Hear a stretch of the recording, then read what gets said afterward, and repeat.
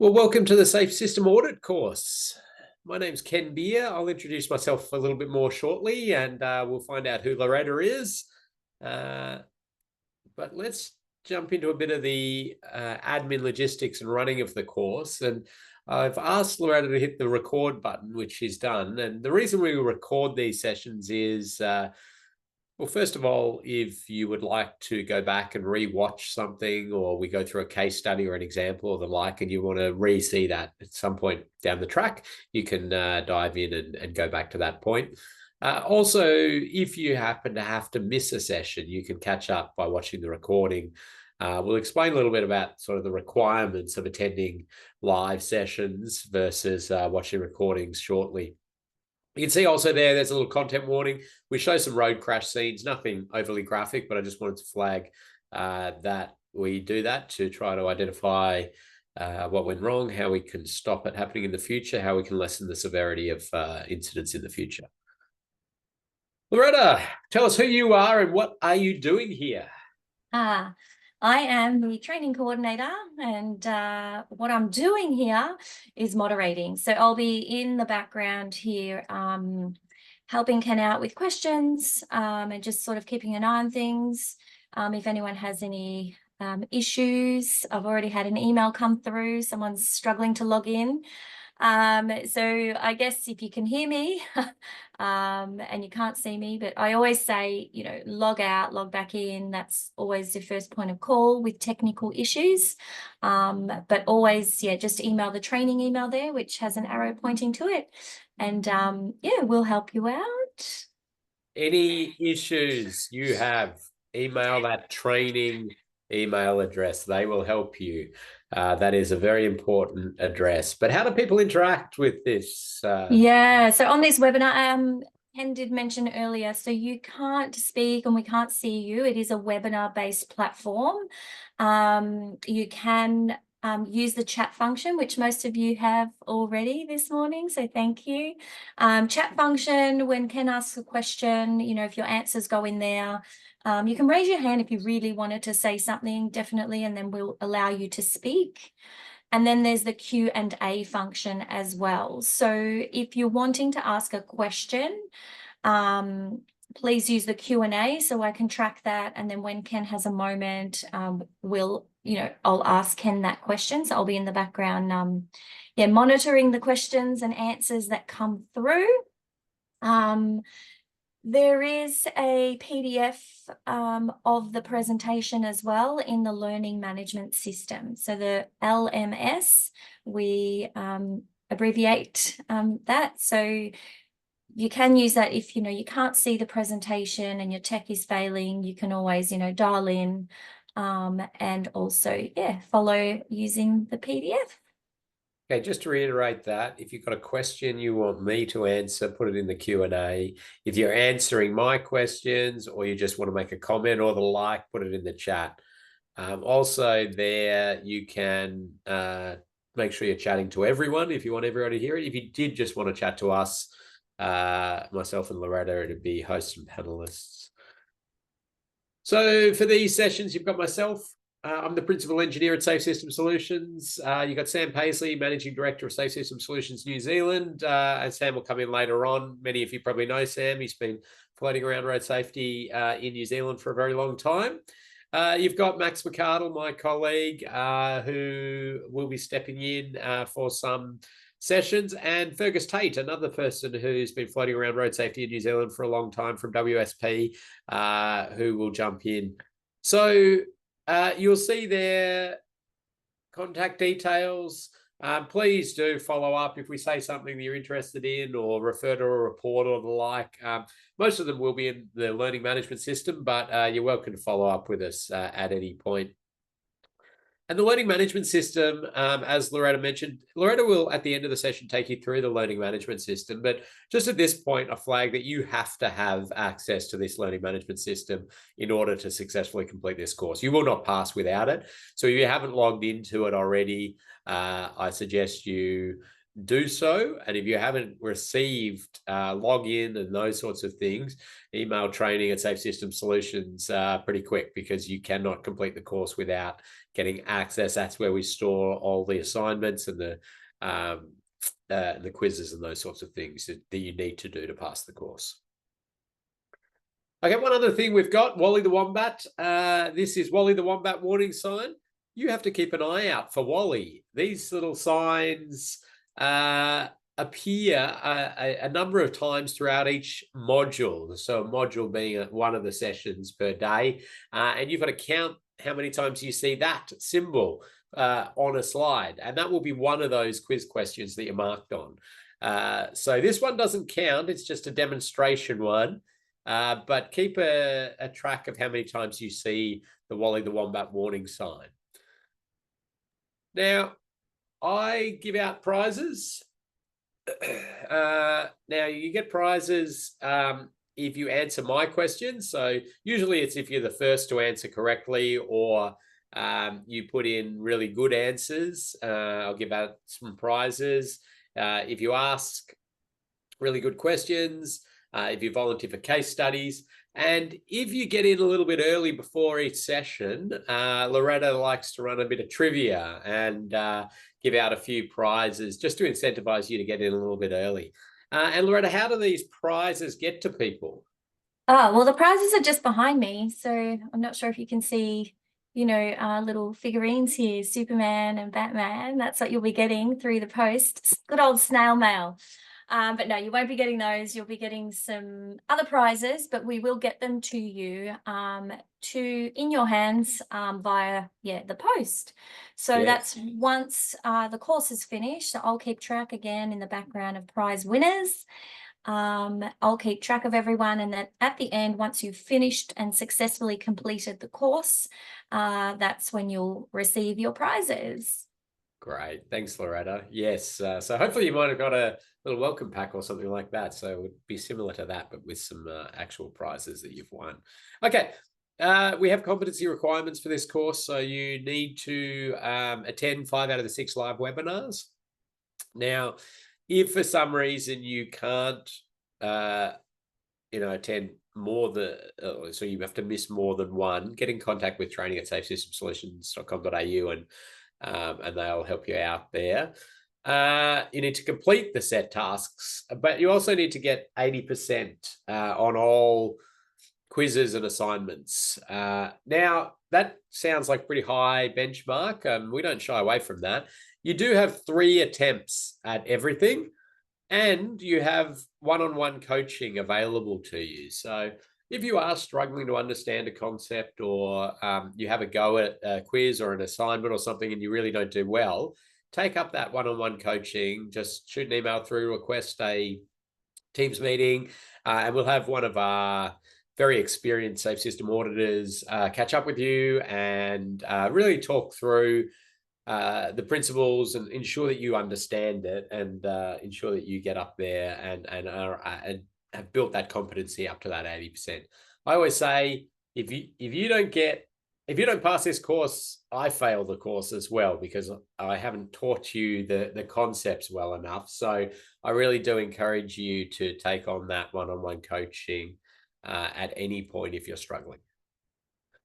Okay, pop any admin logistics questions into the Q&A or the chat, and Loretta will answer those. But I'm going to get into some content. I'm going to get into some content here. We're going to start by talking generally about safe system principles. And I know a lot of you are very experienced with sort of safe system principles. You know the foundation of it. We do need to ensure that everybody is on that same page, same platform, for us to launch into being able to do a safe system audit. You can't really audit something against safe system principles without understanding what safe system principles are. So I'm going to take you through that fairly briefly, but then we'll get into a little bit of how New Zealand's progressed in the safe system space. So road safety audits, safe system assessments, into these safe system audits. I want to take an opportunity to acknowledge the traditional custodians of the the lands on which we're running this. I say lands, it's yeah, we've got people from all across New Zealand, and we pay our respects to the elders past, present, and emerging across the lands.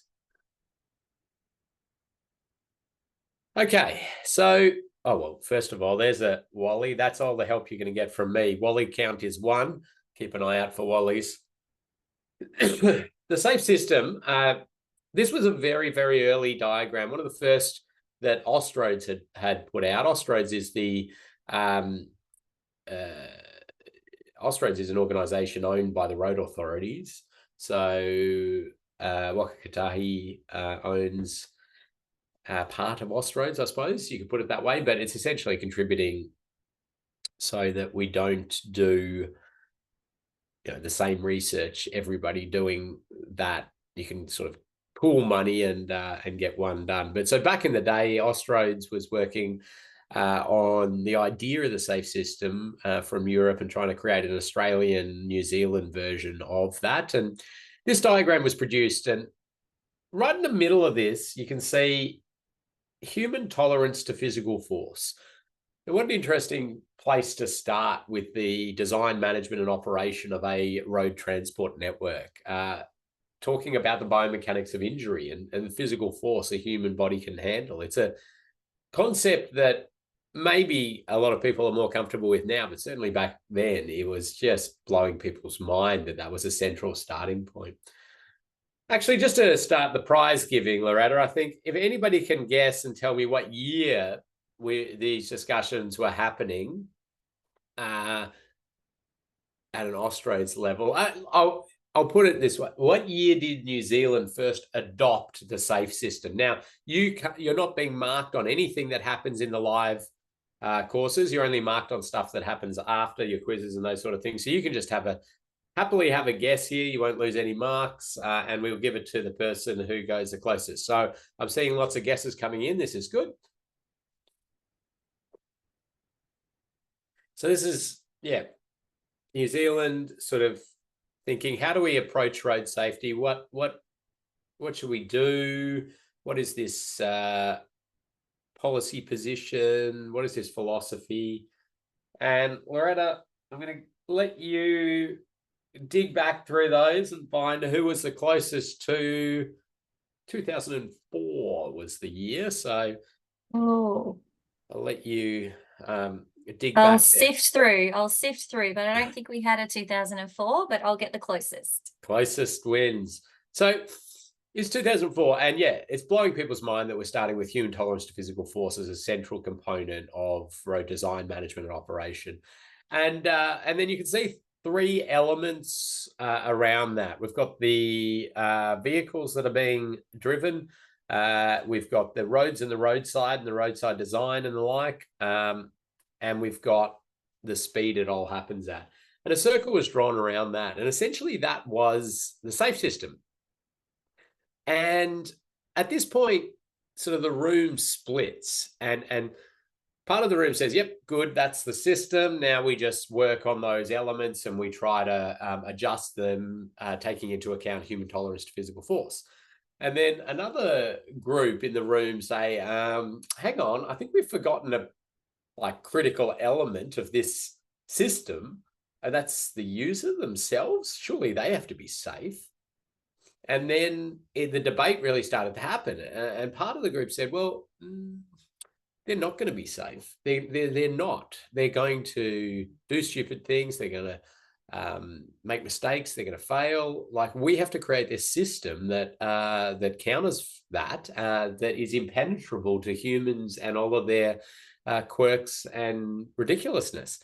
The other part is, of the room is saying, no, it is impossible to create a safe transport network without humans being safe and alert and compliant. And anyway, to keep things moving forward, this square was put around this, and this little alert and compliant road users added there. So that's that sort of underpinning or overarching statement.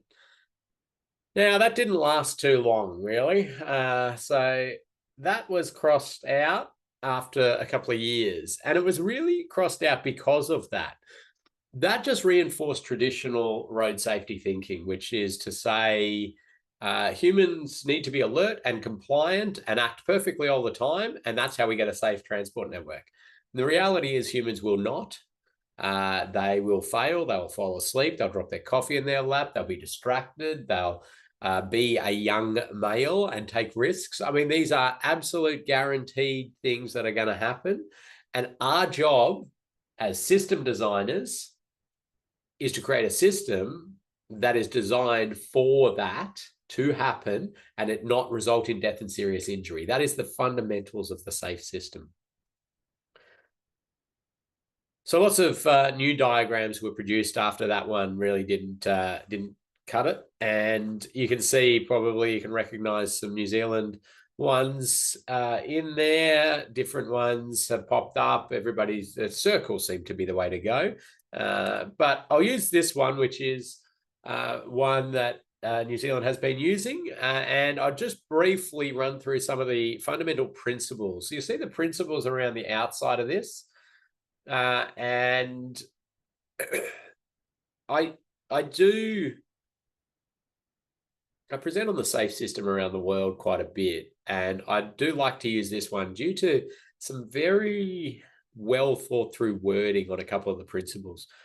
So we strengthen all parts of the road transport system. I like that, in understanding that it is a multifaceted system. It is quite complex. There are lots of elements to it, and we need to look to strengthen them all. We design for human vulnerability. This one, so critical to the safe system and a safe system audit for that matter.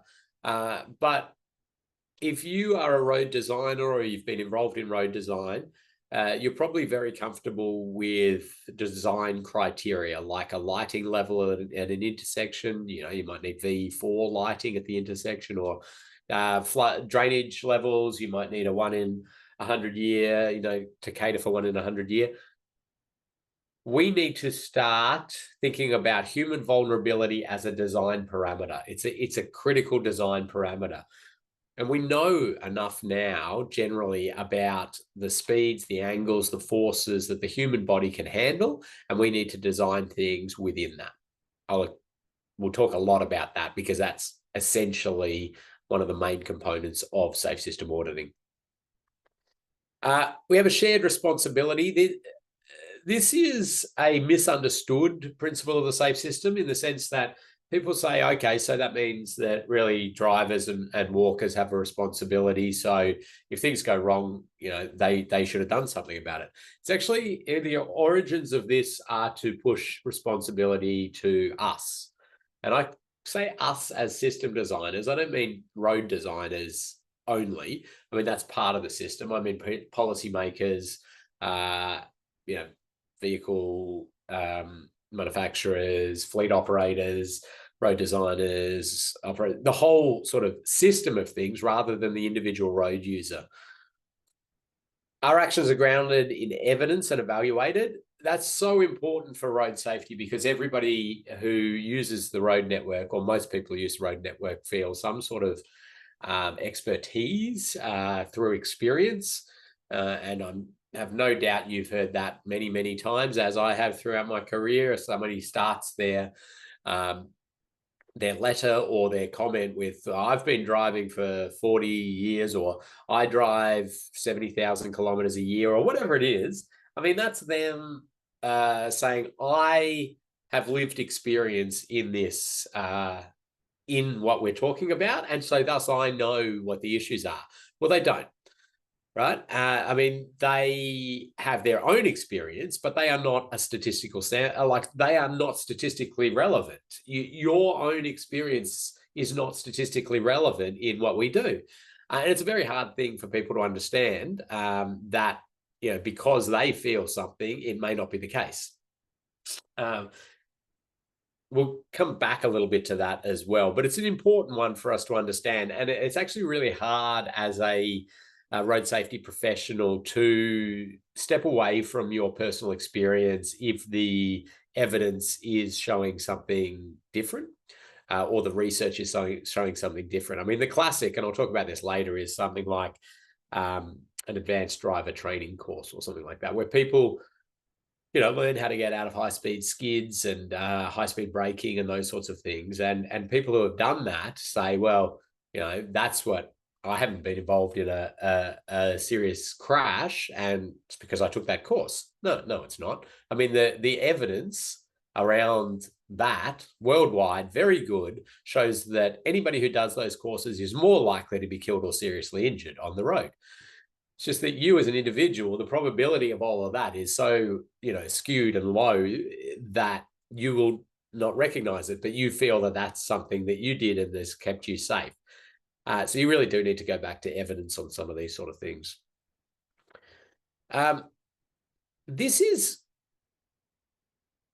very elegant and quite ingenious in a public policy sense, to say road safety. Our road safety actions support health, well-being, and livable places. This is understanding that road safety is a very challenging topic, and I'll explain a little bit about that more shortly in terms of individuals being involved in trauma and how that is looked upon, and people who are not involved in trauma and how they look at road safety and what the problems are. But there's a lot of support for creating livable places and health and well-being initiatives and the like, especially in urban areas. And by their nature, they are going to be safer. We have to create safe areas from a road safety perspective to have these healthy, livable, and places with high well-being. So if you can coattail on other policy initiatives, it's a really wonderful thing to be able to do. We make safety a critical decision-making priority, and we promote good choices but plan for mistakes. So it's a really great way of describing it as well. We're going to do everything we can to try to help people do the best they can using the public road network. But we're going to plan and design and operate it assuming they're going to make mistakes. We're going to do everything we can to minimize their mistakes, but they're going to happen, and we need to plan for that, plan and design for that. So you can see in the system, I mean, the vision of no one killed or seriously injured in road crashes. It's not saying no road crashes. It's saying nobody killed or seriously injured in these crashes.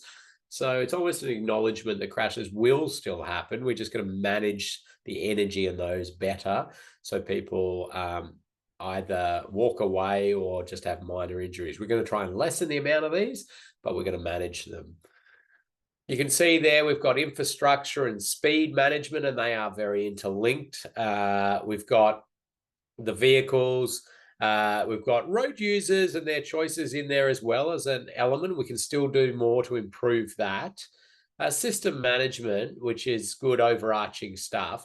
And then this little one, work-related road safety, is, again, quite an elegant, smart thing to put in there due to the fact that a whole lot of the travel on the public road network is a work task. And we look at work and safety in a slightly different lens to the general public using the road network, and we can leverage off that.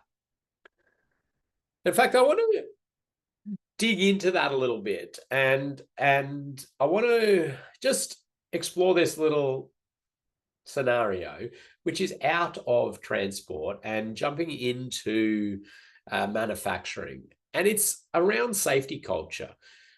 So back in the day, a factory or factories that produced whatever it was, widgets, we'll call them widgets, they were very open systems, and they had people come in, they were told it was dangerous, and they were trained a little bit on what their job was and what to do and what not to do.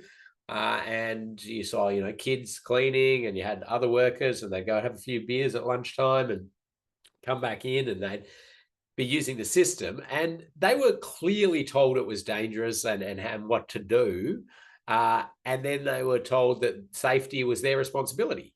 And if you have somebody operating in an inherently unsafe environment and you push responsibility for safety to them, that's what we call a pathological safety culture. You elevate then up from that to what we call a reactive safety culture.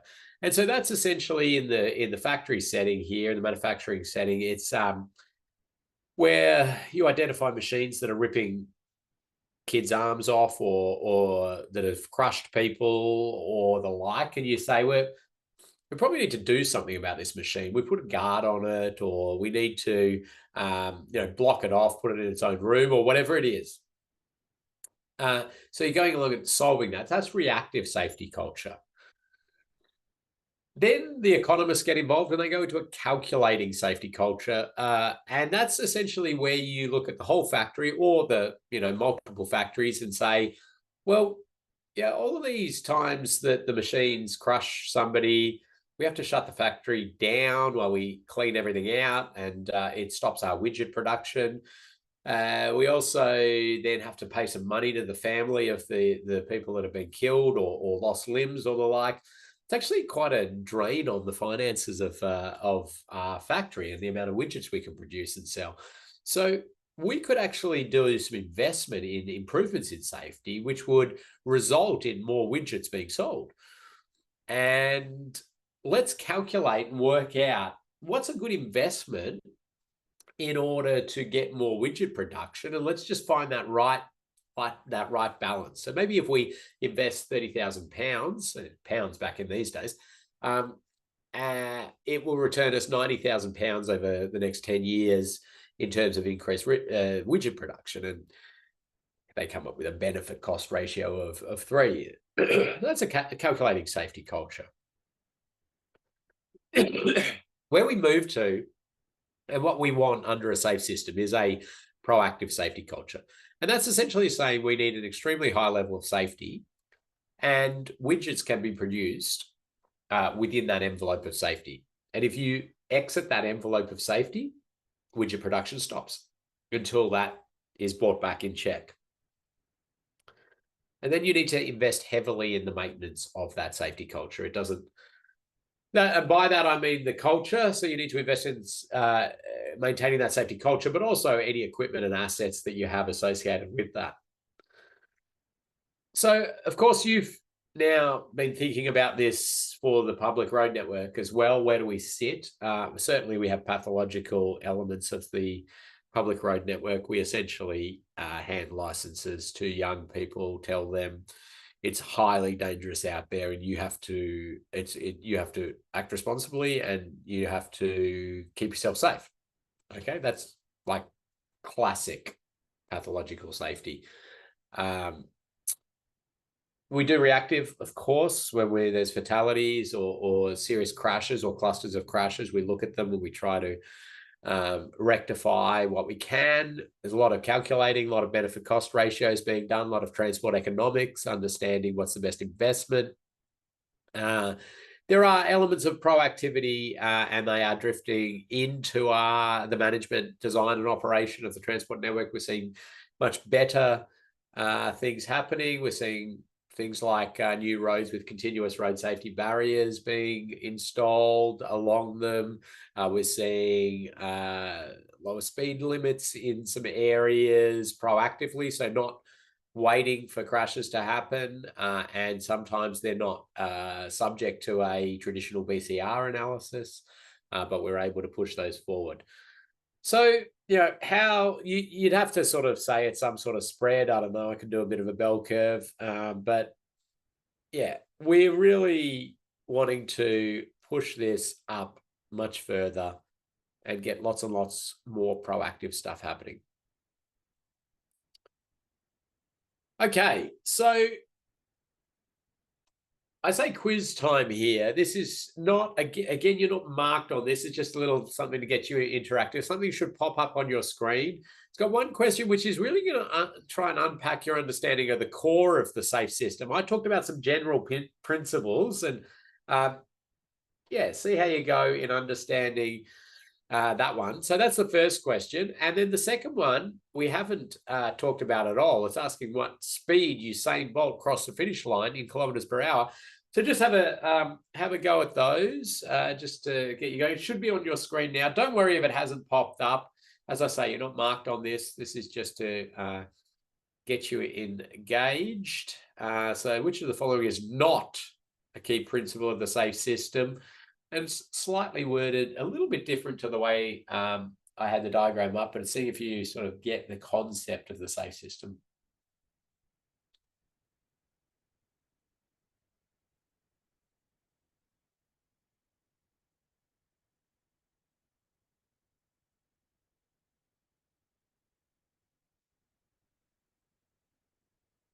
Now, as you're doing that, I'll let you know that we do give you a little stretch break, fill your coffee up break at halftime. It won't be too long, but you will have that opportunity in about half an hour. So we'll be able to move through this fairly quickly.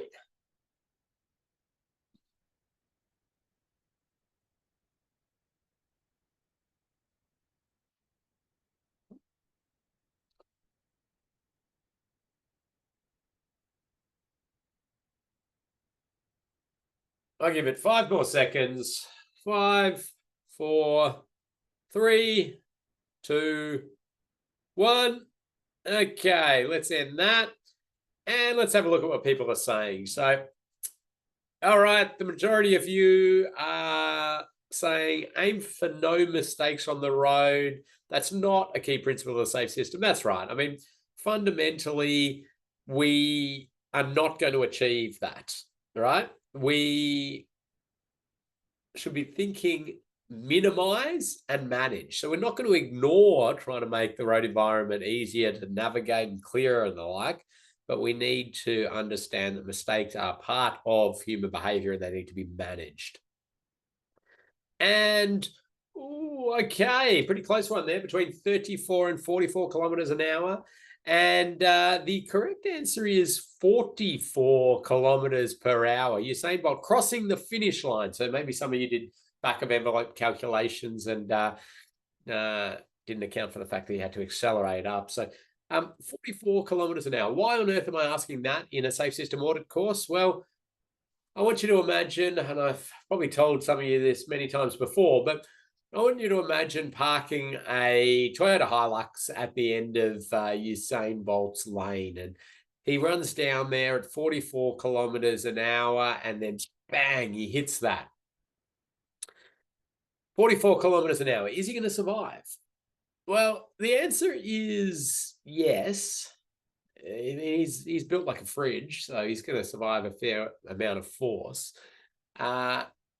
But the human body is kind of designed to run into solid stuff off our maximum running speed. So it's a nice little correlation, general correlation. A person's maximum running speed, they should be able to just withstand running into a tree or a brick wall or a vehicle at that speed. You can test that after the session if you like. Run as fast as you can at a tree and you will survive. You'll mess yourself up in the short term, but you will recover to lead a normal, healthy life. And we see sort of this stuff which is survivable, not fun. He broke a couple of ribs, but he came back the next year, won the gold medal. So though that is essentially what the human form is designed to withstand. Of course, we now accelerate much, well, we travel at speeds much faster than that, and things propel at us much faster than that. So we need to start to get an understanding of how much force the human body can handle in these different scenarios. And there's lots of crashes that happen in different ways, and we can understand a little bit about what we expect the outcome to be to our community. So if we look at passenger vehicles striking pedestrian, we know that around 10 or 20 or even up to about 30 kilometers an hour is generally survivable. Okay, there's lots of work happening around the world on this, trying to recreate this, trying to do lots of different bits and pieces, and it's quite varied. The graphs I'm showing generally are accepted quite well still. We know there's a little bit of variance here and there, but they provide us with a pretty good starting point. So, you know, the chance of death, and this is collision speed, not speed limit. This is like the actual speed of collision. This is biomechanics of injury. This is physics. 10, 20, 30 kilometers an hour, it's fairly survivable. You see about 30 kilometers an hour, it really kicks up and goes bad really quickly after that. The great man comes up there, but this is our graph of the entire population, and I mean it's just the trend line across many different crashes. So they're all over the place. You see people at very high speeds surviving in miracle scenarios. You see very low speed crashes where people are killed, but generally that's the trend. We have this for another crash type, which is a side impact right angle. So the bullet vehicle, so that's what we would call the bullet vehicle in these crash scenarios, the one that does the damage. Target vehicle. So this will be bullet vehicle speed. We see around the 30, 40, 50 kilometers an hour for that right angle crash into driver's side or passenger side if there's a passenger in there. That right angle crash, they're generally fairly survivable. It goes really bad really quickly after 50 kilometers an hour. And we have this for head-on crashes as well. And it's about that 70 kilometer per hour point where things start to go really bad really quickly after that. And that's 70 kilometers per hour for each vehicle. So I suppose you could say a closing speed of 140 kilometers an hour. But the forces on the individual drivers are a 70 kilometer per hour crash. It's the same force as crashing into a brick wall at 70 kilometers an hour, assuming you had two vehicles of the same mass traveling at the same speed, hitting each other square on like they are in that diagram. I mean, that doesn't really happen in the real world, but in a theoretical sense, that's what would happen. There's a good Mythbusters episode that does that to prove that point, because there was the myth was that some of the force of the other vehicle gets pushed into the, and really you just think about it as a deceleration exercise. That's how death and serious injury happens in a road crash, is that the body decelerates. There's a deceleration, and then the internal organs of the human body are ripped from where they should be due to an abrupt deceleration. And so you can think about that. The individual driver there or passenger is going to be traveling on like 70, and then they're going to go to 0. Now, to be 140 kilometer per hour force of crash, if it was a big, massive truck hitting a very tiny little smart car or something, and it was pushed back at 70 kilometers an hour, certainly that's that. But yeah, it's a 70 kilometer per hour crash. Now, you'll see in the PDFs, which you can download from the learning management system, you'll see these little icons there. You can sort of click on those and go to more information about a slide if you want to read a little bit more on it. Sometimes there's a video and these sort of things, so you can click on those at any point. But these are starting to give us an interesting sort of set of parameters and a bit of an understanding of crashes on the road network, what we think is generally survivable, what is not.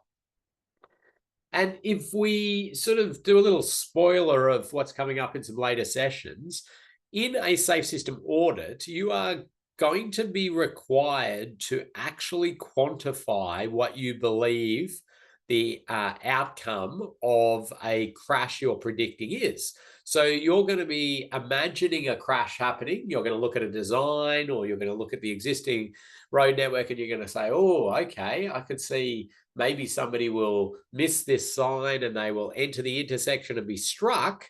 You've got to start thinking about what's the speed that's going to happen, what's the angle that's going to happen at. And then you've got to put a score between 4 and 0 on that crash in terms of how bad it's going to be, what the outcome is going to be. And you can see we've added some more crash types here and general speed guidance. We've added in some different road users, some different crash angles. And you can start to say, okay, so if we've got a side impact with a car to car and it's sort of right angle, okay, if it happens around the maybe 40 kilometers an hour, we think that that's, mid-range in terms of what we expect. But if it happens at 70, we're in some pretty bad territory. If it happens at 100, we know that's really bad. So you can sort of see how you might use this. And It's general guidance only. You need to make some judgment calls yourself, absolutely, but it starts you on that thinking and the ability to quantify some of these severity outcomes we're expecting in crashes. So flag this one. You'll be using it later. And just before I jump into some more specific stuff around road and roadside design and environments and the like, I just want to point this particular gripe I have out. So this diagram has been floating around road safety for quite a long time. This is a 2003 diagram, but there were variations of this. I mean, going back to like the 60s, they've been doing this. And what it is the output of a crash causation study. So this is where they've taken hundreds or thousands of real-world crashes, and they've done these very in-depth root cause analysis and crash causation studies to try to understand what caused this crash, right? And this is really like fantastic research. I'm absolutely not saying this is bad research. And they come out with, well, this 2003 one was on drivers. And so they've come out with 94% of crash causation is driver error. The road may play a contributing role in some of that. And there's a little bit where just the road and the vehicle may play a contributing role. And then vehicle malfunction is a very small, very, very small part. So, you know, substantial vehicle, absolute failure, you know, tire blowout or the like. So the reason this is the bane of my existence, this diagram, is not because it's incorrect. It's correct, right? It's the way it is used and interpreted and what we should do with that. Because people get this and they get one of these diagrams and they say, right, well, we know what the biggest issue is. It's the driver. Let's fix the driver. Let's change all these drivers, improve them. That is the hardest thing for us to change by an absolute long shot. It's not saying we can't do small, you know, we can't get some improvements, and we'll continue to work on that. But what we need to think about is actually not crash causation, it's crash outcome, right? And we need to think about this as a system failure. So something has happened, something has gone wrong. Okay. Our system has then failed. Our system has failed, A, to let that go wrong, but B, and very importantly, B, is for it to result in death or serious injury. So if you think about this as system failure, you can almost say, yeah, okay, we can do everything we can to reduce this, but it's going to happen. Then how does our system kick in to lessen the severity? You can see here, Austroads, they put these two little ones, driver excess, driver inexperience, as little bubbles with some bits sitting outside of it. They sort of said these really extreme driver behaviors and the like are just sort of outside the system. Now, that one keeps me up at night. I mean, theoretically, that should just all sit inside. They're system failures as well. If a vehicle can go at 200 kilometers an hour down the wrong way on the motorway, our system has failed. Like, the vehicle absolutely should not be letting that happen. And there's many other sort of reasons why your system should not let that happen. I suppose the thinking around that from Austroads was more around the practicality of us sort of transforming major elements of the system. But that, anyway, it's by and by, that's a small little aspect of it. But I just wanted to really highlight that, because a lot of, well, the community certainly, but even a lot of practitioners really go back to this and say, well, we just need to get drivers to behave. And the reality is that's not going to get us anywhere, that attitude. And if you dig into that a little bit further and understand errors in road transport, the Centre for Automotive Safety Research at the University of Adelaide did a really big study, and it was quite interesting to understand, like, what is human error in transport. And it's not as simple as it may first sort of seem, and that's why it's probably a 300-page report. But if you split these up as they did into slips, lapses, mistakes, and unintentional violations, and then deliberate violations, we can sort of see this interesting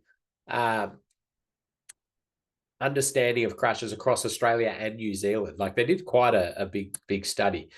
But if we draw a line there and we say, okay, deliberate violations are essentially people making that very conscious and sometimes premeditated decision to deviate from a set of rules and procedures that are in place. If we do this, it's about 70% of death and serious injury sits above the line, and it's about 30% below the line. Now, it's slightly, it jumps around a little bit, jurisdiction to jurisdiction. New Zealand actually sits a little bit above that, if I remember, but essentially not a lot above that in terms of the 30%. Essentially, we're saying that the bulk of people killed or seriously injured in road transport on the public road network are generally going about like their business trying to do the right thing.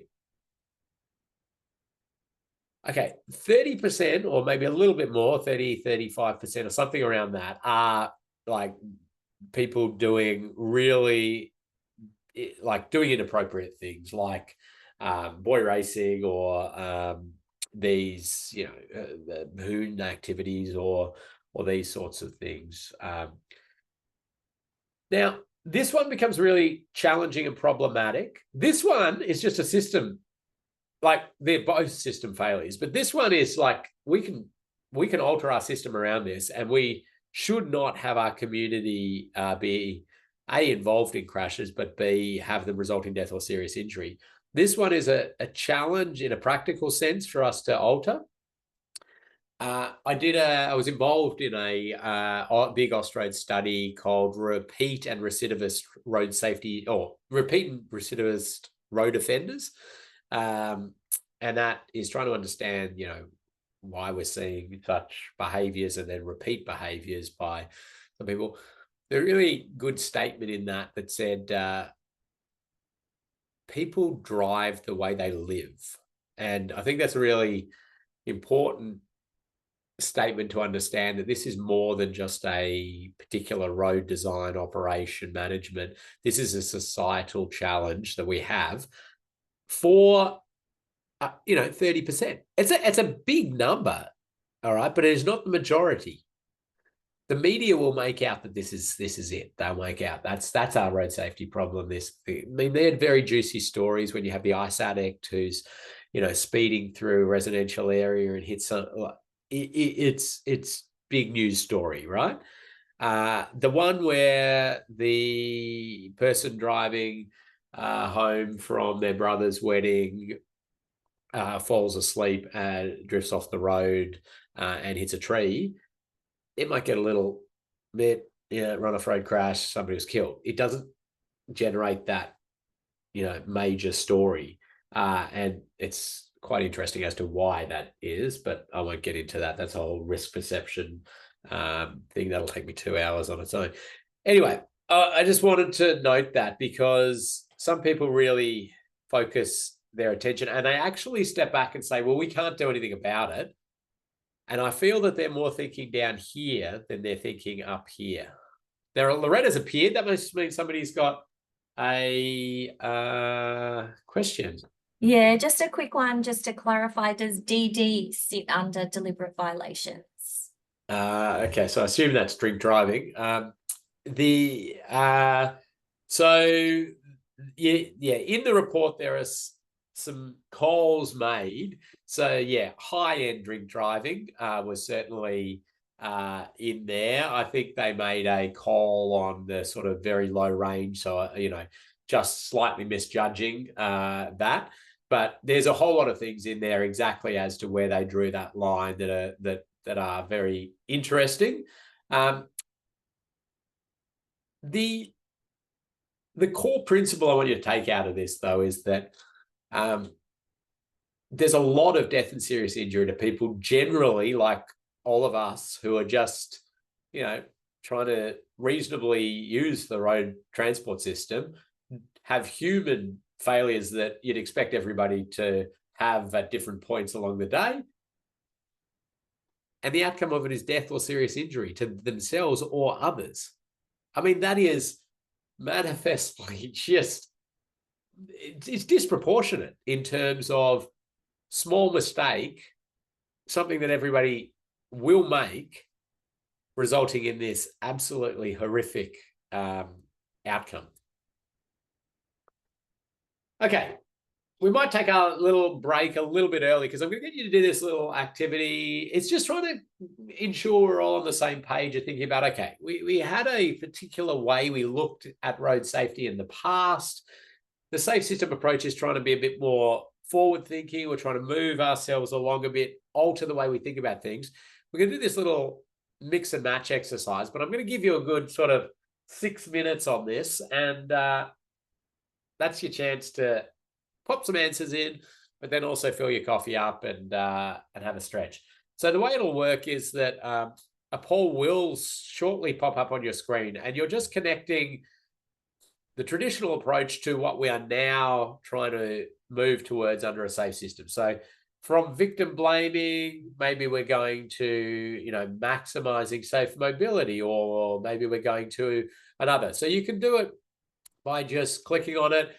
Now, some of these could probably go to multiple spots, so don't get overstressed about it. Just use it as a way to sort of really consolidate that those principles and that thinking in your mind. So I'll give you 6 minutes from now. You've got to answer the questions, have your stretch, and then we'll get back into it after that. Okay. Well, we're about to stop that, and I think most people have had a good think about it, which is really what we wanted out of it. Somebody's pointing out potentially a little error in there, so we'll have a look into that. Okay, I'm just having a flick through the results. I may not share those, actually. I'll just do it on screen. We have had generally pretty good and pretty consistent. So I think that's worked quite well for people consolidating their thinking.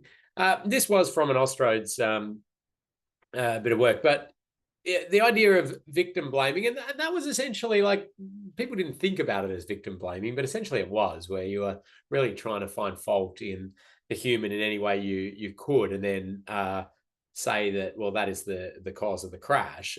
It's now they're really recognizing human error, minimizing its consequence, and understanding that shared responsibility in a much more meaningful way. The emphasis on road user education and compliance, it's not going to be ignored. They're important things, but that enhanced effort to create that forgiving in the forgiving system.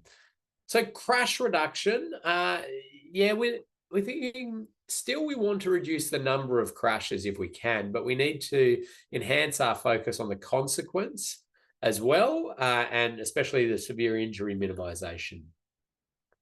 There was this sort of siloed thinking around roads and speeds and vehicles and people, but it's now an understanding that it's a multifaceted system with interacting elements, and we want to optimize those jointly as an interaction. That's a bit of a mouthful, but it is quite a complex system, and we want to understand and maximize those interactions. Mobility, safety, balance. So that was sort of trying to find that appropriate, okay, let's keep people moving around as fast as possible and just kill and seriously injure enough that's acceptable. Just find that point. Really now it's back to that. So I was sort of saying we have to set this high bar of safety, and we'll move people and goods around within that. There is an absolute recognition that, though, the transport system is about moving people and goods. Yeah, the easiest way to create a safe system would be to just stop everybody moving. But then that defeats the whole purpose of having a road transport system at all, or any transport system, doesn't it? But we do understand that you certainly can have the movement of people and goods at very reasonable efficiencies and have it done very, very safely. It's not done on the roads and the streets. It's done on rail. It's done on ports. It's done in aviation. But for some reason, it's not done on the roads and streets. And that's a huge amount of complexity as to why that is the case. It's a very open system. We've inherited like hundreds of thousands of kilometers of systemically deficient infrastructure. We're trying to work through that. We have cultural nuances to work through. It's all sorts of challenges, but fundamentally you can move people and goods very, very safely. We just don't do that on roads and streets. Thank you, though, for getting into that. I hope you had a stretch and got a coffee. And I was looking back through a couple of the comments and things. Thank you for getting in there. Hello, Marcus, another road safety legend on this one. And there's a few others in there that I saw, some names of people who could certainly run components of this course themselves. And feel free to jump in when I say something that you can enhance, or if I say something wrong, certainly latch onto that and you'll probably get a prize.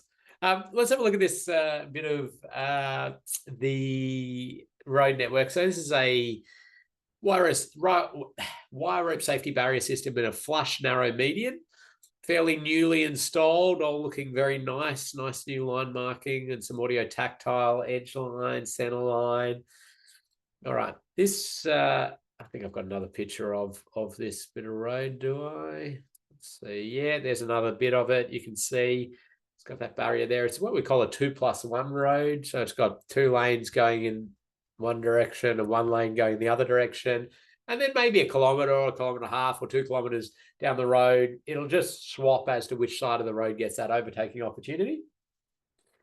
Now, in the design, so the planning, the design, and the development of this project, going from a road of 100 kilometers per hour and separated by a white line or 2 white lines without any space between them, just normal center line, there was a lot of challenges that the designers and the planners and the project team had to work through to try to actually get this on the ground. It's very challenging. Now, maybe I'll get a bit of interaction going here, give out a few prizes. I want you just to write into the chat some of those challenges you think the planning and design and development teams faced trying to get this central barrier system down the middle of this road in this flush narrow median. Just pop them into the chat and then I'll run through a few of them. Well, Courtney was in there quick, so Courtney can have a prize just for the speed of putting something into the chat. Now everybody's getting on board. I'll give it a second. We'll get a few in there.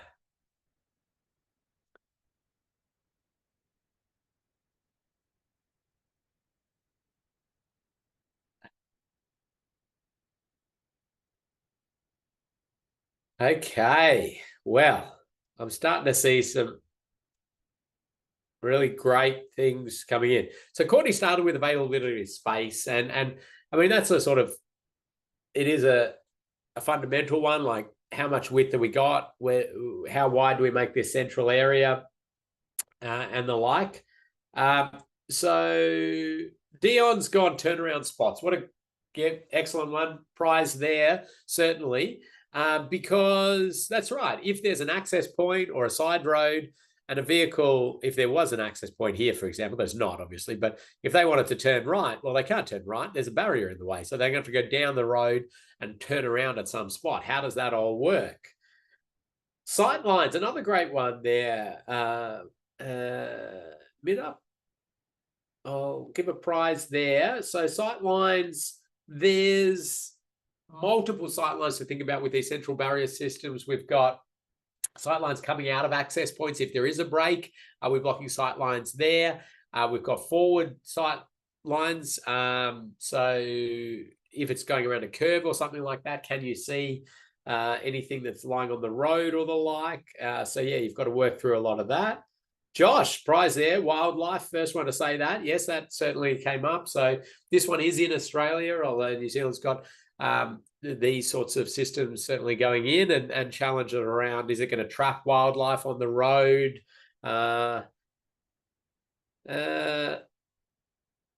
So a few now starting to repeat in there. Sam in there. G'day, Sam. Emergency services access prize there for Sam. That's that certainly is one. So if there was need, if this was on fire out here or something like that, and the vehicle, how does it get over there? If the police were driving down here and this car was one of those ones going 200 kilometers an hour, what would they be able to do? So all sorts of issues there. RI 940, need for overtaking. Got to use a name there. Loretta will have to try and work out who that is because I want to give them a prize. Yeah, that's right. I mean, the vehicle on this side can no longer overtake. So what are they going to do? They just sit behind the car that's plodding along at 70 kilometers an hour. Well, maybe they'll take extra risk. Maybe they'll go this way. Or who knows what they'll do. Gee, it's like this group's tried to implement these before. Access management. Josh, tripping up kangaroos. It's made me laugh. I already gave Josh a prize, so I'd give you another one for that, though. Increased distance of travel, yeah. Penny, first one to say the motorbike riders, motorcyclists, yeah, certainly motorcyclists pushing back and saying, hang on, you're putting now a hazard in the middle of the road. I mean, there's enough of them out there for us. So prize there, site constraints, public feedback. Yeah, these are very good. Well done. I'm not going to be able to give everybody a prize. I almost want to give everyone one, but we'll save some for later. Actually, Nathan can have one. Space for overdimensional vehicles. I really like this one was particularly challenging in that perspective. So because they build houseboats up there and then they want to ship them down there, and they had to, like, how do you take these massive houseboats on the trucks and get them through these areas? And we've narrowed down the road. Really wonderful stuff here.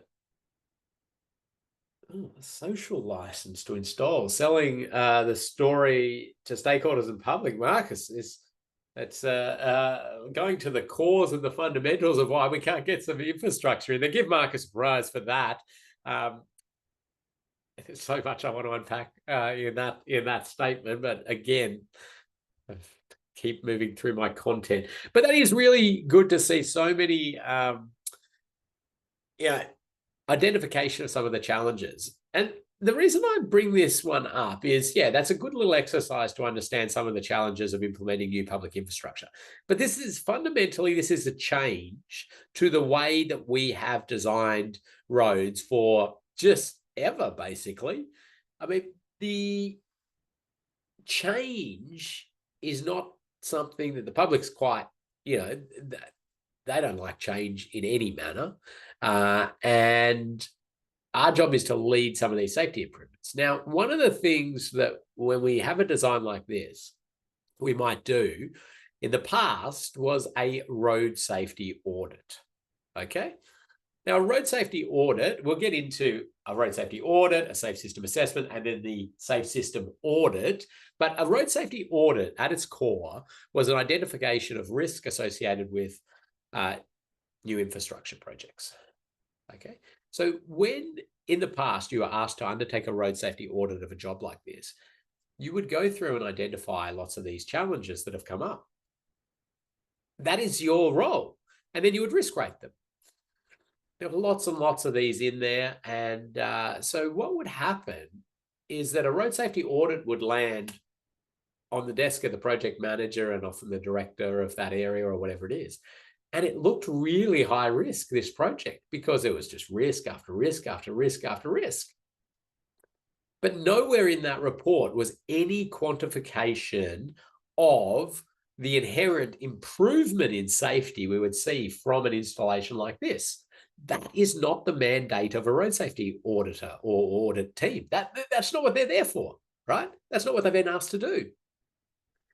So to a degree, a road safety audit in its own sense was actually hampering innovation in some of these really important projects that majorly reduce the fundamental risk, but they come with other risks that we need to work through and try to do the best we can to minimize. So then came along the safe system assessment framework. And that one actually started to do a job of quantifying the benefits or putting some metrics around the benefits of this, and then identifying some of the things that might need to improve.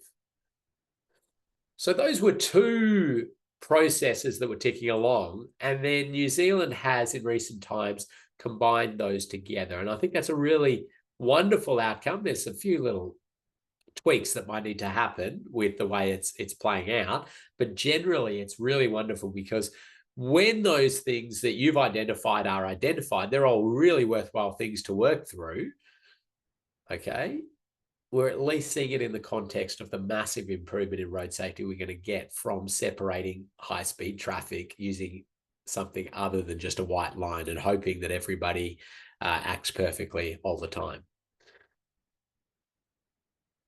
So, of course, this one was in and got hit, and as it does, and one of the people involved in this strike called up the engineers in the region, and well, that engineer, it wasn't me, it was a colleague, ex-colleague of mine, said, you know, they thought they were going to get shouted at, as you do if the public's calling you about a project.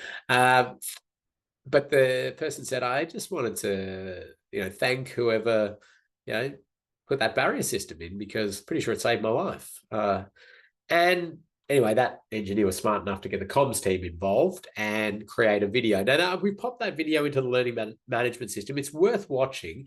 It's really, for me, safe system in action. I mean, a mistake happened. Everybody absolutely admits there was a mistake. Somebody's fallen asleep. They're not bad people. They didn't mean to do it. It wasn't premeditated.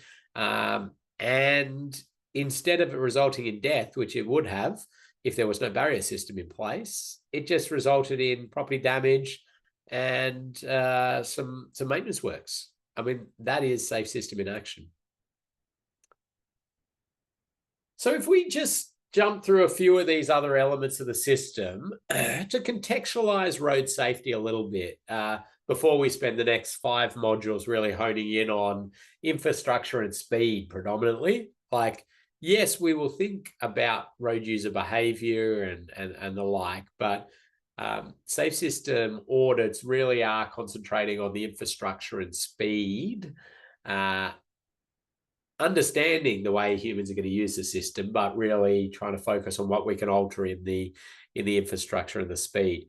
Vehicles, we don't have a huge amount of control over what's happening. I mean, that there are other areas working on different vehicle safety interventions and pushing vehicle safety. What we need to understand as usually infrastructure designers or operators or engineers or the like, is what the vehicles are out there, what is the expected safety features, and how does the road design and speed interact with that. But if we have a quick look at vehicle safety features, there's a couple of things. You've got your used car rating system, and you've got ANCAP, the Australasian New Car Assessment Program.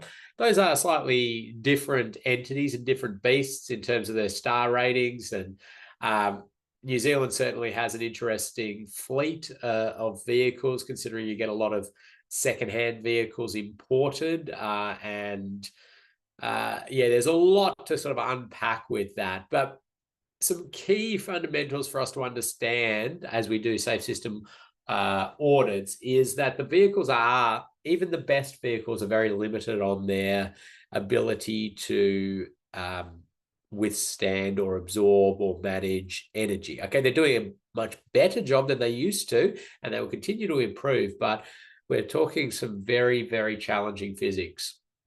If we look at a frontal impact like that, actually, it's probably easier to show with the side impact pole test, which is part of the ANCAP safety testing. So they slide the vehicle at a pole at a certain speed, and the sensors in the dummy have to not exceed a certain force. And that force is like, it's an acquired brain injury. They're going to have debilitating injuries, debilitating brain injury for the rest of their life, essentially. Does anybody actually, we'll pop it in the chat. What speed does that crash test happen at? What speed do they slide that vehicle in? And it's got to be under that debilitating brain injury. Have a guess. So we've got people guessing in. I'll give it a second here. Have a sip of my coffee while I see some numbers come in.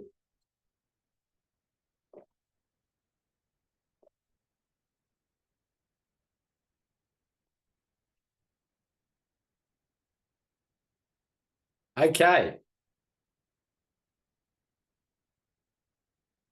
So, Loretta, I'd like to give you a challenge. Actually, I think I can see it. Dem's in there with 30. It is 32 kilometers an hour. So, 5-star vehicle under the ANCAP safety rating system. You can't guarantee side impact with a pole. Anything above 32 kilometers an hour doesn't result in acquired brain injury to the occupants of the vehicle. I mean, some of them will get a little bit more than that, but it just shows you the inherent challenges in managing that force. The physics of it is it's astronomically high energy. The front of the vehicle is far better designed for that. If I go back a slide, you got crumple zones, airbags, and seatbelts, all operating in frontal impact crash management, energy management. Side impact there's a small side curtain airbag, but it's a huge challenge and really poorly designed vehicles in terms of managing side impact energy, and especially on a point source hazard like a pole. If you spread that load out on a wall, it gets better. But yeah, really challenging.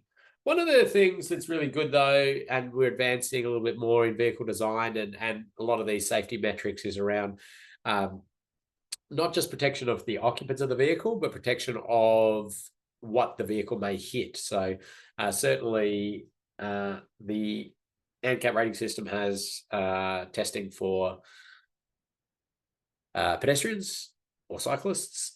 So most new vehicles have the bonnet will pop up as you hit a pedestrian and give a cushioning, or an airbag goes out, deploys over the bonnet. These are good advances. This test actually happens at 40 kilometers an hour, so it's even a little bit higher than the side impact pole test, which is interesting. I suppose the question you want to ask is, like, when are we going to see vehicles without steering wheels and we just have the vehicle do it all? Well, that will be a wonderfully better alignment with safe system principles.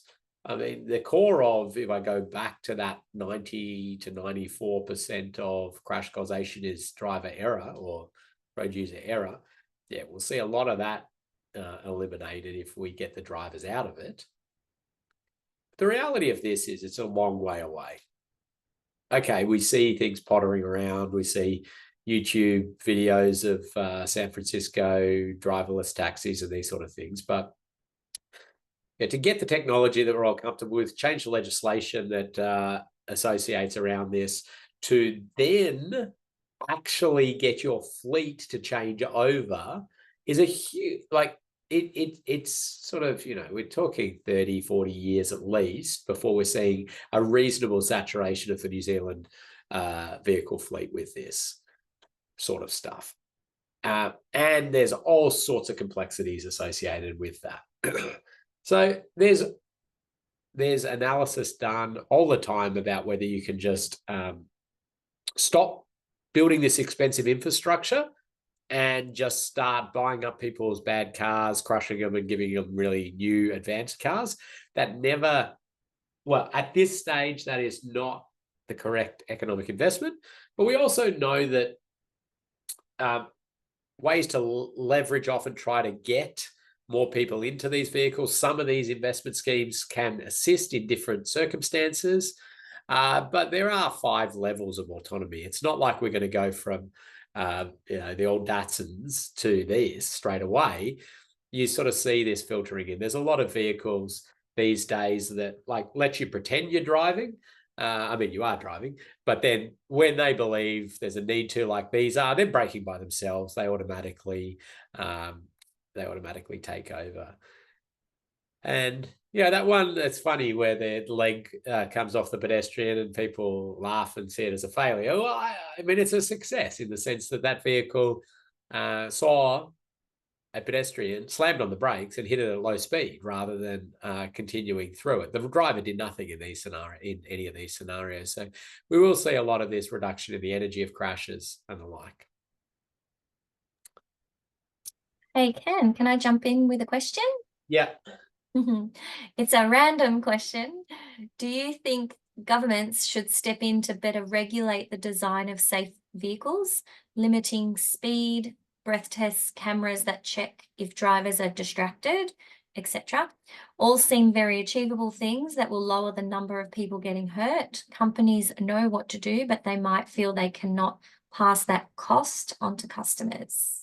Yeah. Yeah, so the answer is yes, absolutely. And it's a prize-worthy question.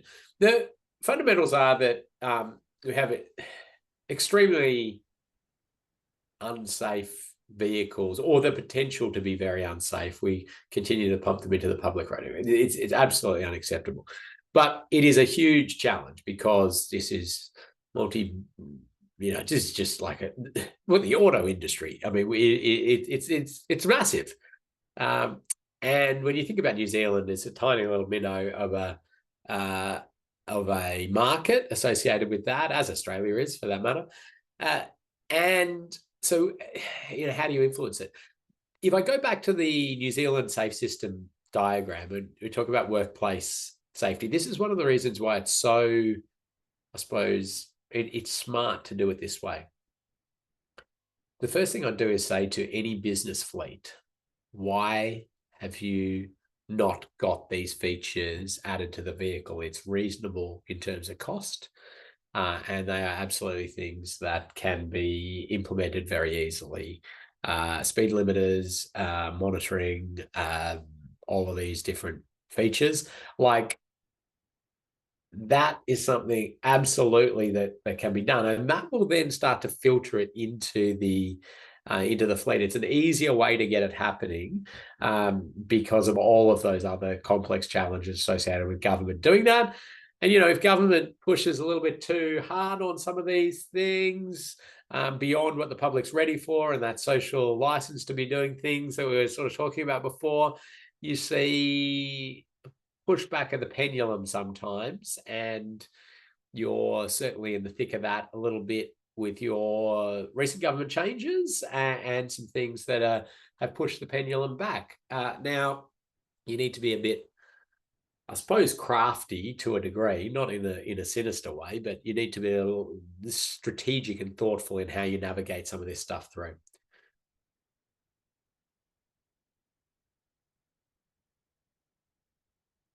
So just a reminder here, some of the absolute fundamentals of speed, because this is so important. Speed and crash force are not a linear relationship in road trauma, right?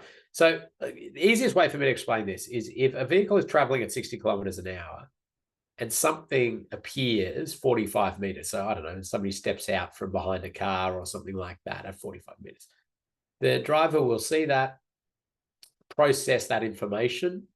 Takes a little bit of time for them to work out what's going on, lift their foot up, put it on the brake, and then they brake, and that's the physics of braking. They'll just touch that 45 meters, just touch, maybe like that little leg that came off. If we go up to 70 kilometers an hour, so when we go up 10 kilometers an hour, they hit at 46 kilometers an hour. So you can see that's not a linear relationship. So that's one really important aspect. If you then overlay that on some of those curves of injury and the like, you start to understand that there is a really dramatic influence speed has on outcome of crash. So if we look at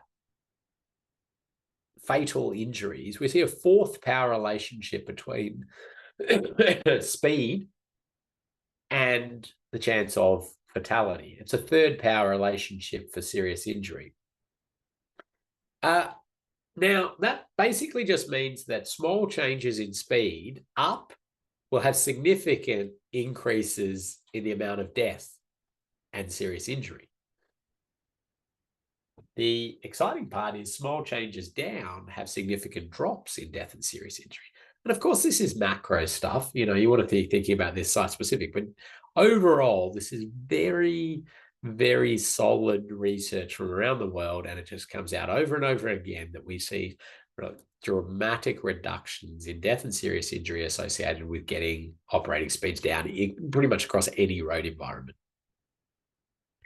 I drew this little meme at one point to try to sort of explain that. Small changes in travel speed give you relatively large changes in stopping distance, much larger changes in impact speed, large change in impact energy, because that's the kinetic energy equation, which adds squared into that. And the result of that is very large changes in death and serious injury.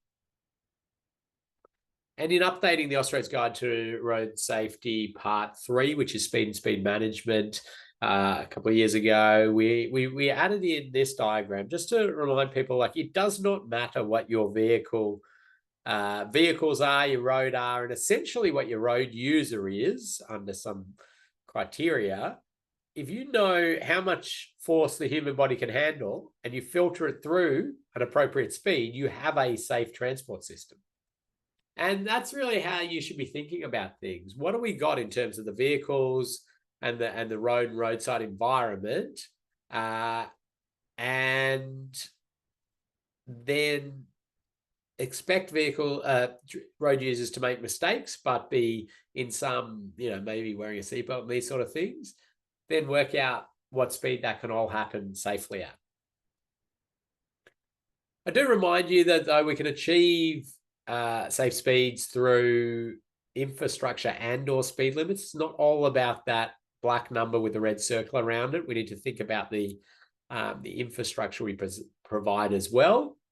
A few little tips, I suppose, is explaining why a speed limit in place can assist in acceptance and compliance. And protection of vulnerable road users is pretty well accepted. And by vulnerable road users, I mean traditional vulnerable road users, pedestrians and cyclists. Motorcyclists, not so much, it's a bit of a challenge there. But also like vulnerable in the other sense in terms of elderly or children as well. And of course, New Zealand was on the forefront of some of the speed management around areas of high risk at the time of high risk, with things like the side-activated speed limits, so the REORs, where this will trigger a lower speed limit only when a vehicle's coming out of this side road or turning into the side road or the like. And at other times, it's a free flowing. So, utilizing some of this technology is a really wonderful thing. And these are the kind of things in safe system audits that we might be recommending if we're trying to reduce the risk. Okay, so ticking along nicely here, I've got to try and cover off a few things. We're just setting this platform for us to really delve into the safe system audit guidelines and the procedure for undertaking a safe system audit in the coming modules. I mentioned before, though, that we had the audit guidelines. So those two were sort of how we did road safety audits, the Austrade's Guide and the New Zealand road safety audit procedures for projects, the guidelines there.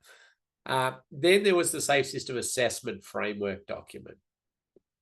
And very recently, New Zealand has combined these to say, we will do one process, we will call it a Safe System Audit.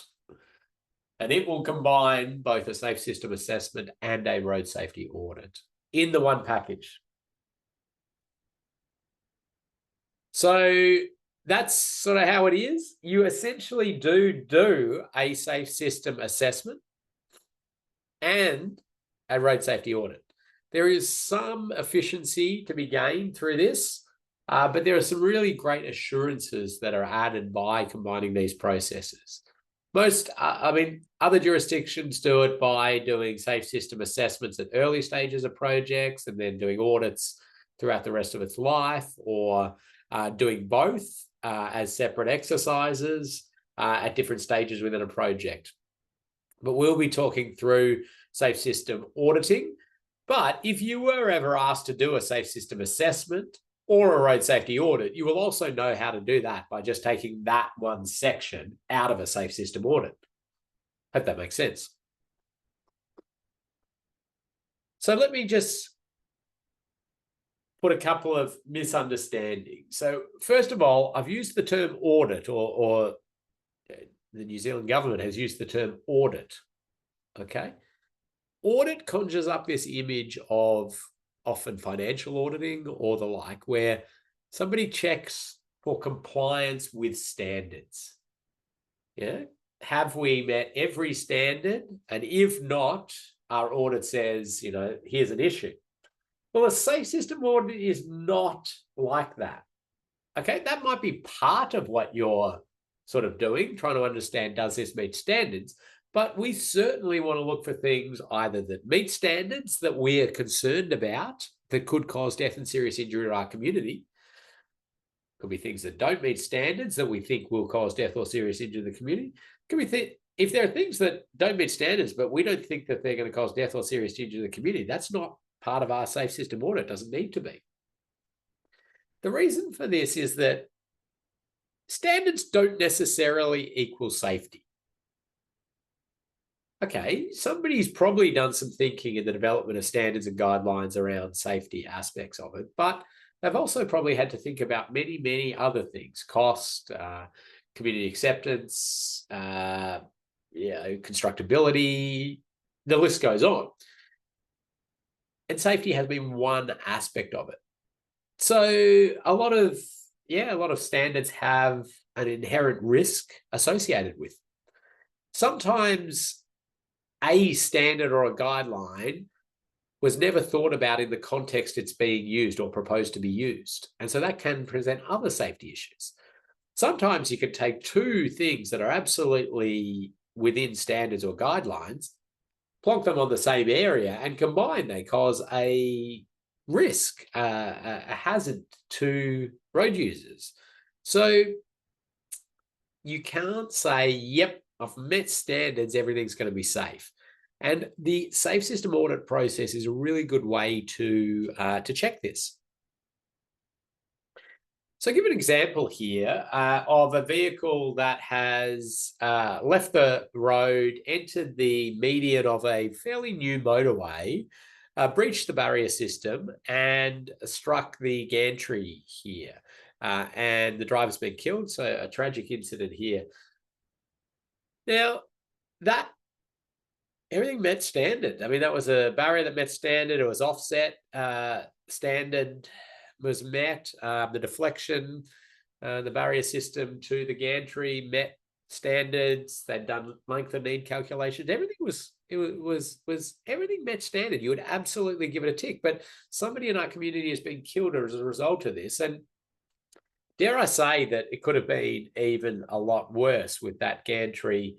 If that gantry had come down, which luckily it did across the carriageway, we would have seen even more death or serious injury. But so this is just one example where, okay, a standard has been met, but the fundamental choice of which standard to choose or which type of containment level of the barrier system may not have been the correct one or the best one.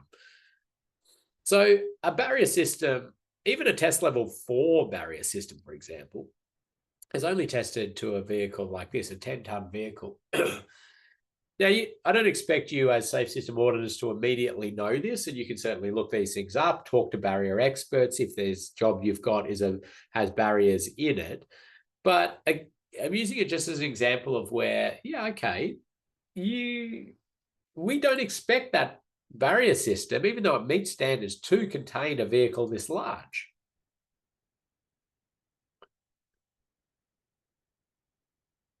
Now, in terms of us then making recommendations, it could be a whole series of things that we could recommend associated with this. I mean, the common one is either a higher containment barrier system when there are these sorts of structures or the like, or not placing these sorts of things in these areas or the like. And these are all be case by case, and you really need to dig into the design. But again, just highlighting where meeting standards does not necessarily give us a safe outcome. Let me do another one. There's a big new subdivision happening here. The road is actually being duplicated as well. There's an intersection up here, and I'm going to zoom in on this bit here. So, see, this doesn't quite exist yet. They're building this new intersection, and we're looking at this, and you can see if a vehicle is here and they're traveling along at maybe 65 kilometers an hour or something. It's a 60 zone, so maybe they're going a little bit fast. Doesn't matter really. And they want to go straight. They want to keep going straight. And then all of a sudden, whoa, they're in a turn lane. Now that's what we term a trap lane. That's one of those terms. I think whoever named it should get a prize back in the day, because it so beautifully describes the situation where a driver is driving along, and then all of a sudden they're trapped. They're trapped into a turn movement they did not want to undertake. And so we know that we're going to get sideswipe and rear end crashes here. That's just very well known. Now, the thing is, sorry, you can argue this meets standards and guidelines. It gets into these gray areas. And that's another issue with standards and guidelines, is that they'll often be kind of fluffy around this sort of stuff to say, trap lanes are discouraged and the like, but they don't flat out say you can never build a trap lane. So, these things get built. And I am absolutely understanding of the constraints of these sorts of projects. These are not easy. You've got budgets to deal with, you've got land constraints, you've got services, you've got your traffic modeling, you've got these, political expectations, you've got community expectations, you've got all these different road user groups demanding things. It's very hard to build public infrastructure, right? And so they get sort of sometimes caught in these things where it's not ideal. We have the luxury to a degree as safe system auditors to be really just focused on that. What is the safety implications of this? That is our role, to put it out there. What they do with that information is up to them. Okay, we've put it out there. We've told them this is an issue, this is a risk. We'll rate that risk. Just because we're nice people, we'll give them some ideas on how they could lessen it, but it's really their choice as to how they lessen this risk, or maybe they're going to ignore it and accept that. But our job is to find issues. This one can make an argument it does meet standards, but we know it's going to cause some crashes. Little exercise for you here. I'm going to play a little video. I'll play it a couple of times. I want you to type into the chat factors in the road environment you think may have contributed to the chance of a crash. We're looking at the back, and now we go to the front of the dash cam here.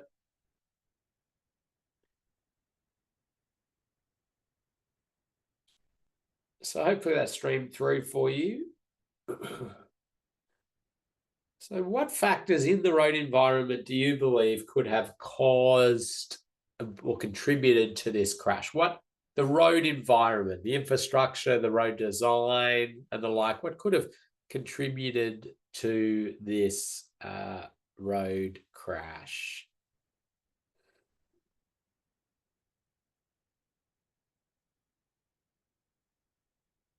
I'll play it once more. I'm seeing some great answers coming in already. Well done to those who are already popping their answers in. Let's play it one more time.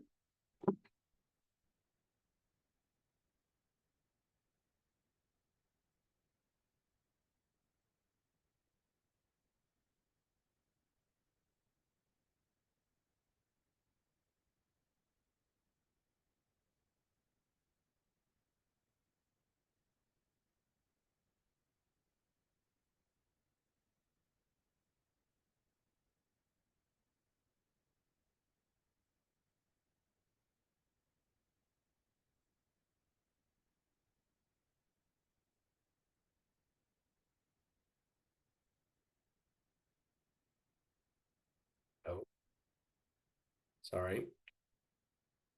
I clicked on the chat there and it paused everything. Okay, so really wonderful answers coming in here. Lots of people already sort of putting that safe system auditor lens on, critically analyzing the incident. Let me run through a few of these and I'll give out some prizes. I won't be able to get to everybody's because I got to keep moving on. So we see immediately some people talking about sort of the speed of approach. And I mean, yeah, there's a multitude of things that may influence the speed of approach, and the infrastructure could be part of it, absolutely. And the time of day is an interesting one as well. I've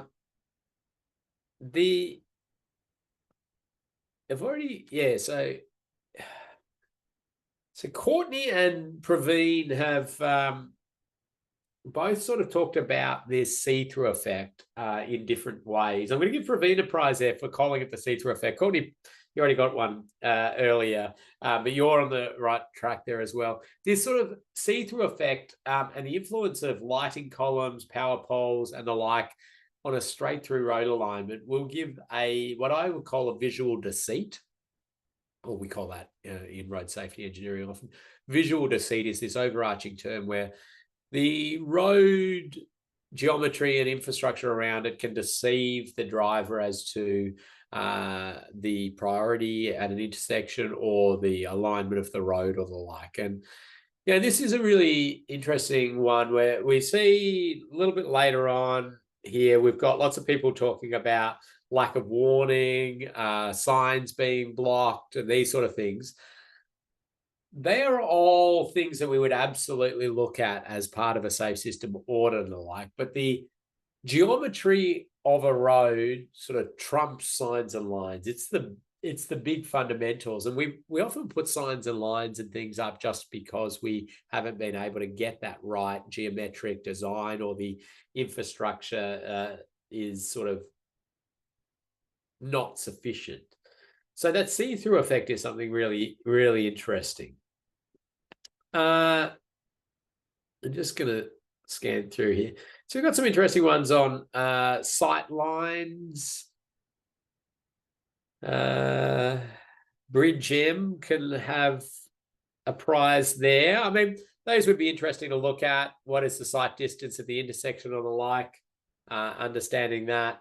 Have we got appropriate sight distances? That's going to influence the chance of crash possibly.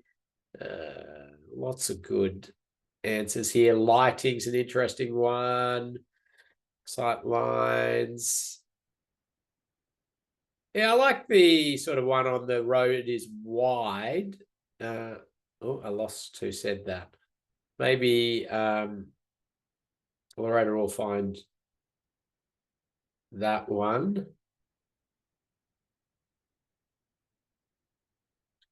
Yeah. So lots of good stuff in there. As I say, I don't have time to go through each of them. I really do like this thinking about how is a driver going to perceive this intersection? Is it very clear?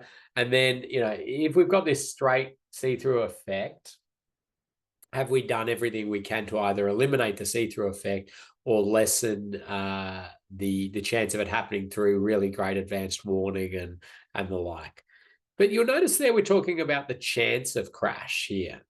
The other thing we always want to think about is the severity of incident. You can see this one. So the crash has happened at a certain angle. They've hit that pole, or that light pole, that light column, and the column's broken away. So does that mean that it wasn't strong enough, poorly designed, or the like? Well, actually, no, I'm sure it was designed exactly that way. And you can see, instead of abruptly stopping there, this vehicle manages to get all of that distance to dissipate their energy.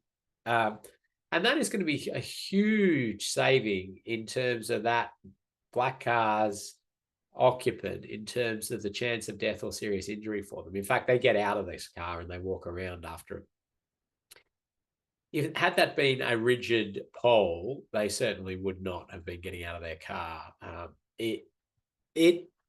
The dissipation of energy over time is a very important aspect of it. You can do some wonderful things by creating that extra absorption of energy time. And so that's a slip-based pole. I'll come back to slip-based poles in a second, but I just want to note a couple of things about intersection crashes. We have overshoot crashes, which is where a driver is unaware of their requirement to yield or does not identify the intersection. And you've got restart crashes. This is where a driver is absolutely aware there's an intersection they've got to give way or they've got to stop or whatever it is, but they do not perform that maneuver correctly. Now, if you've got a see-through effect or these sorts of things, overshoot crashes is what we're worried about. That visual deceit creates the overshoot. If they were absolutely aware, this is where sight distance and those sorts of things come into play when they're making bad calls and bad judgments. So it's just an interesting way to think about the two types of crashes we would expect at an intersection, because you kind of want to treat those in slightly different ways or lessen their chance or the severity of outcome.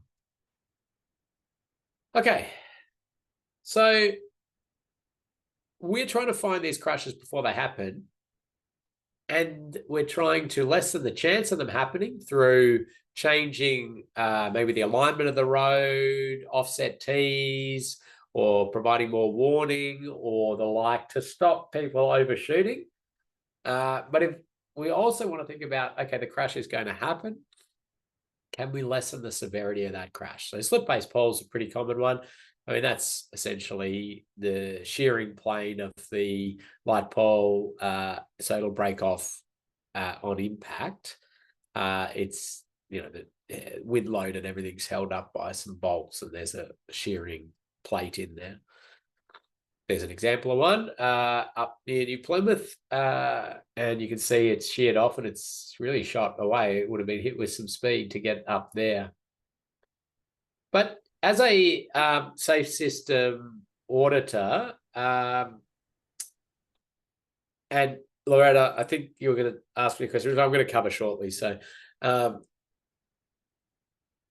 you will potentially be given a design set with, you know, lighting plans, and you'd be thinking about, are we going to create any visual deceit with these new lights, and how are they going to, people going to see, what are they going to see? But you're also thinking about what are the poles they're going to use, are they appropriate in that location? And there's two kind of things you got to really consider there. One, if you had these sorts of road environments, would you use a slip-based pole? Well, you've got to think about, if that was struck, it would fall potentially into pedestrian areas, over power lines, and it could actually have more of an issue if a vehicle was to strike it in these high pedestrian areas. So the general rule of thumb is low speed environment, urban environments, you would use rigid poles where you are confident that the speed and the energy is not enough to really cause death and serious injury to the occupants of the vehicles. And the danger of a falling pole would be more to the pedestrians and cyclists and the like. In high-speed environments, you use slip-based poles. And in these medium-speed environments, we often use what we call an impact-absorbing pole, which is, it is a frangible pole. Frangible is that overarching term for anything that breaks away on impact or crushes on impact. This is an example. It sort of contains within a generic envelope. So it's not as good as a slip base because you are sort of containing the vehicle a bit, but it certainly crushes and absorbs some of that.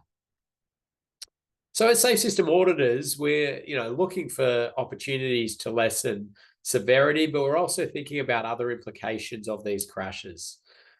A couple of little examples here. So on the left here, we're seeing an impact absorbing pole. Now it's probably a slightly higher speed environment than I would expect an impact absorbing pole. You can see there, it doesn't actually shear away, it'll sort of collapse within its own envelope, but that's just to show you the mechanics of a impact absorbing pole.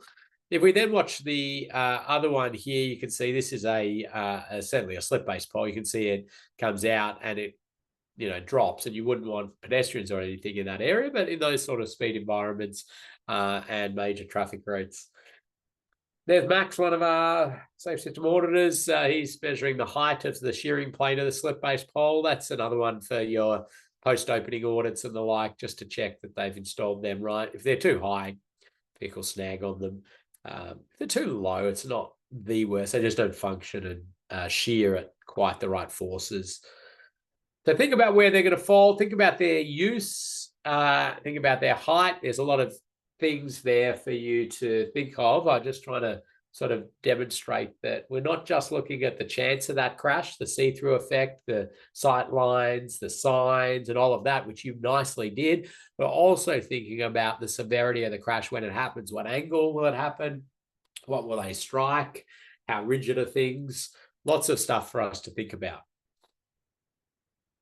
So the Safe System Audit Guidelines, we're going to pick this up next session, and we're going to delve into the details of how you undertake these Safe System audits. I'm giving you a general introduction in this one. We're going to, you see in there, in this definition, which I'll let you read yourself, we've got to apply these Safe System principles, which we went through. We're looking for independent and qualified teams. We'll talk about who those are and how you build those. It's a formal investigation. And it is technical. We get into technical aspects, but if you're starting your journey on being a technical expert, doesn't mean you can't be part of Safe System Audit teams. You're going to surround yourself with some real technical experts, and you're going to learn from them over time. And just in my last 2 minutes before I hand to Loretta to take you through the learning management system, we can undertake these Safe System audits. Safe System audits at different stages within a project.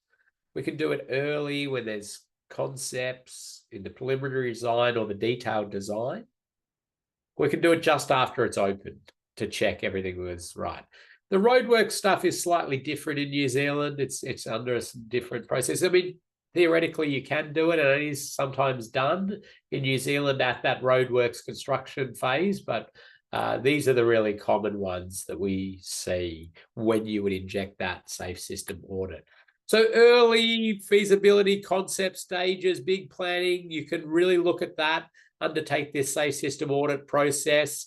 You can do it when there's a bit more meat on the bone of the design and you've got either a survey base and you've got design or aerial imagery and you're starting to understand how this will function and you're critically analyzing that as a team. You might get the full design set. You've got the long sections, the cross sections, the drainage plans, the signs, the line marking, the signal phasing. You get the lot. You're really digging into that for what's going to cause crashes, or contribute to the chance of a crash, what's going to contribute to the severity of the outcome when the crashes do occur. You're really digging into that stuff. You can do it pre-opening, so they're just about to cut the ribbon and you're checking things in there.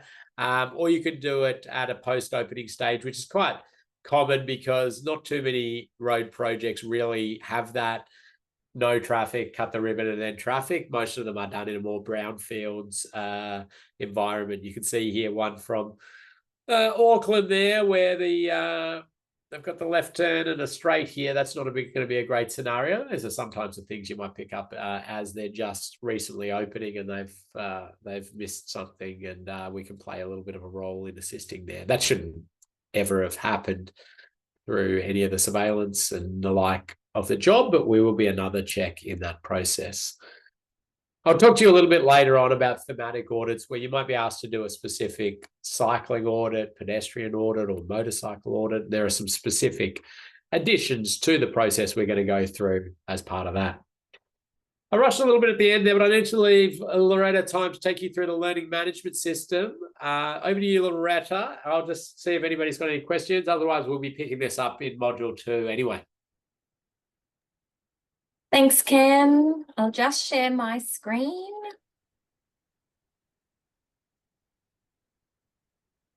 Alrighty, can you see my screen? Yes, we can see the learning management system.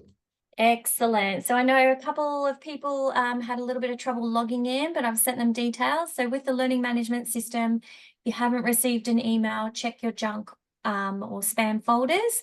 But if not, get in touch with us at training and we will reset your login details. So once you log in, you get to this page, which is the dashboard. I know a lot of you have already logged in, so that's awesome. Thank you. And you've also introduced yourself, so that's good. So the course, obviously, that we're doing today is the Safe System Audit May. If you have been to other courses that Safe System Solutions have run, they'll be on this dashboard as well. So just quickly, the first, it kind of goes down the list as we go through each module. The first section is the welcome section, and that's where a lot of you have introduced yourselves, so thank you. A lot of resources in this section here. So the reference documents and resources section, goes through like the guidelines, like Waka Kotahi guidelines and other resources that you may want to refer to. Some good fact sheets there as well. But for module 1 today, so each module will be released, sort of the day before the actual module is running. But yeah, in each section, there's the presentation with the PDF, which I'm sure some of you have seen. There's some additional videos for reference. But the tasks that you have to do for each module will be listed there as well. So today's task is a quiz. So simply clicking on the quiz and clicking on attempt quiz and going through those questions. So answering all the questions and then finishing your attempt there to submit that. So that's pretty much the learning management system. It's, I hope, user-friendly. I find it friendly. But yeah, it's basically, we'll be going down the list. Each module will show you what you need to do to complete that module successfully. But that's all from me. Ken, did you want to add anything there? No, make sure you get in there, do that quiz, have a go at it. And remember, you've got 3 attempts if you've got any challenges. There was a question in there around the relationship between safe system audits and the safety and design process. I mean, safety and design is essentially a workplace health and safety check. It's about, can it be built safely? Can it be maintained safely? Can it be decommissioned safely? The general public user of it sometimes drifts into safety and design. My colleague Paul runs safety and design training for the road transport industry, as in for us, road designers, engineers, road managers, and the like. And yeah, he sort of does a good job in drawing and showing where that line is. There is overlap, though. There's overlap between safe system audit and a safety and design check and a accessibility audit and a design review. And there's lots of things that inject in there, but there are significant differences. I can talk a little bit more about that probably in one of our last modules where we have a bit of time for general discussion, but I just want to deal with that one now. Get on, do that quiz, log in a little bit early before next session for a chance to win a prize, and we will get into the process of undertaking these safe system audits. Thanks, everyone. Great input. Thanks, everyone. Bye. Bye.